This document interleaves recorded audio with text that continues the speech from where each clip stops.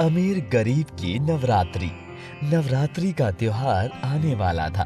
शहर में सभी लोग नवरात्रि की तैयारी करने में लगे हुए थे। कोई माता के लिए चुनरी खरीदता तो कोई माता की चौकी लगाने के लिए फूल खरीदता। उसी शहर में मोहन, जो कि इतना गरीब था, उसे 2 वक्त की रोटी कमाने के लिए हर वक्त अपनी किस्मत से जंग लड़ना पड़ता था। कभी किसी सेठ के यहाँ बर्तन धोता तो कभी सेठ के यहाँ उनकी गाड़ी की सफाई करता। ऐसे ही वो अपना और अपने परिवार का पेट पाल रहा था। एक दिन की बात है, मोहन की पत्नी नीलम ने कहा, सुनो जी, मैं सोच रही हूँ इस नवरात्रि पर कन्या भोज का निमंत्रण रखूं। शायद माता रानी खुश हो जाए और हम पर भी उनकी रहम हो जाए। भाग्यवान ये भगवान भी पैसे वालों के होते हैं। हम गरीब की पूजा उन्हें दिखती ही कहाँ है। और तुम ही बताओ, इस महंगाई में भगवान को मनाऊं या घर चलाऊं? ऐसा नहीं कहते, आप तो अपना भरोसा इतनी जल्दी तोड़ देते हैं। मैं पूरे 9 दिन व्रत रखूंगी। देखना, वो हमारी हर मनोकामना जरूर पूरी करेंगी। आप अपने सेठ जी से थोड़े पैसे एडवांस में ले लेना, ताकि मैं अच्छे से अपना व्रत और कन्या भोज कर सकूं। मेरे सेठ तो बहुत कंजूस हैं। वो तो एक फूटी कौड़ी भी नहीं देंगे। फिर भी मैं तुम्हारी खुशी के लिए मांग के देख लूंगा। सेठ जी, मुझे थोड़े रुपए की जरूरत आन पड़ी है। मेरी पत्नी ने 9 दिन व्रत रखने की इच्छा जताई है और कन्या भोज कराने का संकल्प लिया है। अरे मोहन, तुम्हारे घर 2 वक्त की रोटी के लाले पड़े रहते हैं और तुम लोगों को भंडारा कराने की सोच रहे हो। भाई, ये बात तो मुझे जमी नहीं कुछ।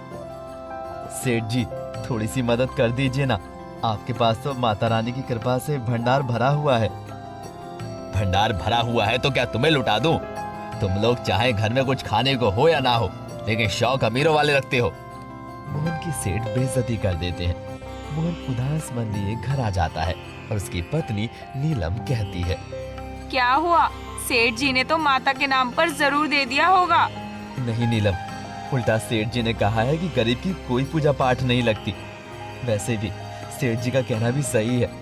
तभी तो थोड़ी सी पूजा पाठ दान धर्म कर देते हैं, इसलिए वो अमीर होते जा रहे हैं। हमारी पूजा पाठ भगवान को दिखती नहीं, इसलिए तो हम गरीब होते जा रहे हैं। नहीं, ऐसी बात नहीं है। भगवान की नजर में सब एक समान है। कोई गरीब कोई अमीर नहीं है। मुझे माता रानी पर भरोसा है। वो मेरा व्रत और कन्या भोज जरूर पूरा करेंगी। एक और नीलम ने अब कन्या भोज करने की ठान ली थी, तो दूसरी ओर मोहन का दिल घबरा रहा था कि अगर उसने कन्या भोज वाले दिन खाने का इंतजाम नहीं किया तो उसकी पूरी कॉलोनी में हंसी उड़ेगी। वो यही सोच सोच कर परेशान होने लगा और मेहनत से काम करने लगा। सेठ जी भी नवरात्रि की तैयारी करने लगे।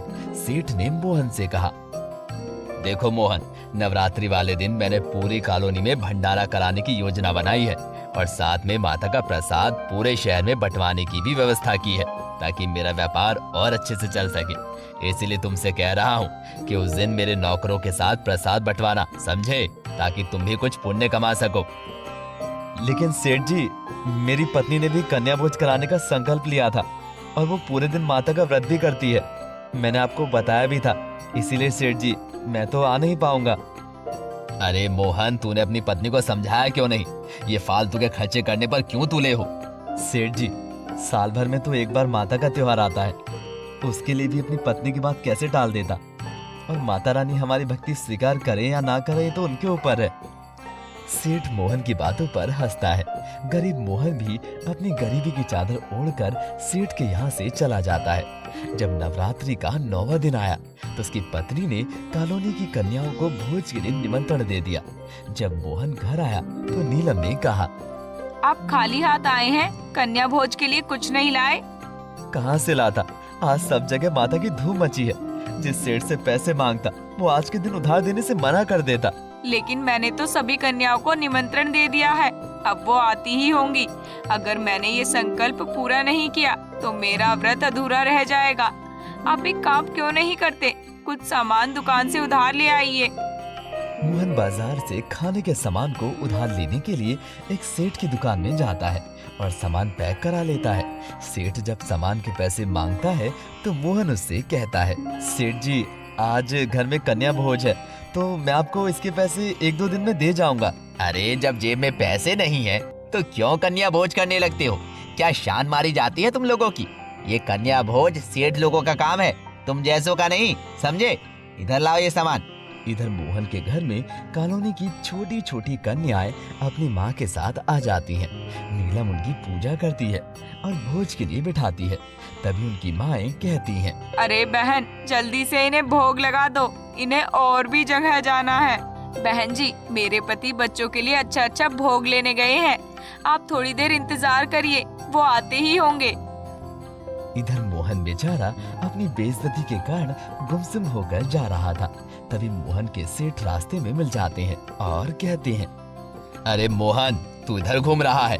मैंने कहा था ना गोदाम पर रहना, और तू तो कहता था कि तेरे घर भी कन्या भोज है, लेकिन तू तो मुंह छुपाए घूम रहा है। अबे पागल, मैंने कहा था ना कि भगवान पैसे वालों की पूजा लेते हैं। मोहन जैसे ही गुस्से में कुछ कहने की सोचता है, वैसे ही उसे अपनी पत्नी की माता पर विश्वास वाली बात याद आ जाती है। वो हाथ जोड़कर सेठ से कहता है, सेठ जी, मैं मुंह छिपाकर नहीं जा रहा, बल्कि कन्याओं के लिए भोजन लेने जा रहा हूँ। मुझे यकीन है मेरी माँ मेरी पत्नी का व्रत जरूर पूरा कराएंगी। सेठ उसे पागल कहकर चला जाता है। मोहन भी अपने रास्ते पर निकल जाता है। तभी एक अमीर आदमी तेज रफ्तार से अपनी कार से मोहन को टक्कर मार देता है। मोहन घायल होकर गिर जाता है। आसपास काफी भीड़ लग जाती है और लोग उस अमीर आदमी को पकड़कर मारने की कोशिश करते हैं। वैसे ही मोहन कहता है, अरे अरे रुक जाओ भाई, सेठ जी की कोई गलती नहीं है, उन्हें जाने दो, मैं ही उनके रास्ते में आ गया था। अरे। वो सभी लोग सेठ जी को छोड़ देते हैं। सेठ हाथ जोड़कर कहता है, तुमने आज मुझे बचा लिया। मैं आज अपने परिवार में नवरात्रि मनाने जा रहा था। अगर तुम आज मुझे ना बचाते तो ये लोग मुझे जान से मार देते। मैंने उल्टा तुम्हें जल्दीबाजी में मारा, लेकिन फिर भी तुमने मुझे माफ कर दिया। सेठ जी, मैं तो गरीब आदमी हूँ। गरीब आदमी की जिंदगी में तो ठोकरें खानी ही लिखी हुई हैं। इसमें आपका क्या दोष? वो सेठ आदमी मोहन को पास के अस्पताल में ले जाता है और उसकी मरहम पट्टी करा देता है। इधर नीलम को कॉलोनी की औरतें बहुत बुरा भला कहती हैं। जब घर में कुछ नहीं था तो बच्चों को क्यों बुला लिया? सुबह से बच्चे भूखे बैठे हैं, शर्म नहीं आती तुम्हें ये पाप करते हुए? नहीं बहन जी, वो काम में उलझ गए होंगे, आप थोड़ी देर और इंतजार कर लीजिए। नहीं, अब हम 1 मिनट भी बच्चों को नहीं रुकने देंगे यहाँ पर।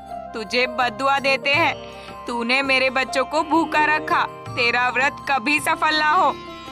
जैसे ही वो औरत ये बात कहती है, वैसे ही एक बड़ी गाड़ी मोहन के घर के दरवाजे पर आकर रुकती है, जिसमें मोहन ढेर सारी मिठाई और भोग का सामान लेकर आता है और एक अमीर सेठ भी आता है। वो दोनों मिलकर नीलम का व्रत और कन्या भोज कराते हैं। इसे देखकर कॉलोनी के लोग हैरान रह जाते हैं कि आखिर इस गरीब की मदद ये अमीर आदमी कैसे कर रहा है। वो अमीर आदमी कन्याओं के साथ कॉलोनी के हर एक घर में माता का प्रसाद बंटवाता है। नीलम मोहन से उस सेठ के बारे में पूछती है तो मोहन कहता है, ये तो माता रानी की कृपा से हुआ है। अगर ये आज समय पर मुझे टक्कर न मार दे तो आज तुम्हारा व्रत और कन्या भोज अधूरा रह जाता। वाकई में आज मुझे विश्वास हो गया है कि भगवान की नजर में अमीर और गरीब सब समान है, क्योंकि आज एक अमीर के हाथों एक गरीब का व्रत पूरा हुआ है, ताकि दुनिया ये जान ले कि उसकी नजर में राजा रंग एक है। कॉलोनी के सभी लोग ये नजारा देख मोहन और नीलम की तारीफ करते हैं। उस अमीर सेठ ने मोहन को अपने घर पर बाद में नौकरी भी दी और उसका शुक्रिया भी कहा। दोस्तों, भगवान पर भरोसा करना जरूरी है। माता अपने भक्तों को कभी उदास नहीं करती। उसके दरबार में देर हो सकती है, अंधेर कभी नहीं। और हाँ, भगवान 56 भोग के भूखे नहीं होते, वो तो भाव के भूखे होते हैं। इसलिए आप भी अपने आसपास किसी भी गरीब की मदद करें, ताकि वो भी इस नवरात्रि पर खुशियां मना सके। आपको और आपके पूरे परिवार को नवरात्रि की शुभकामनाएं।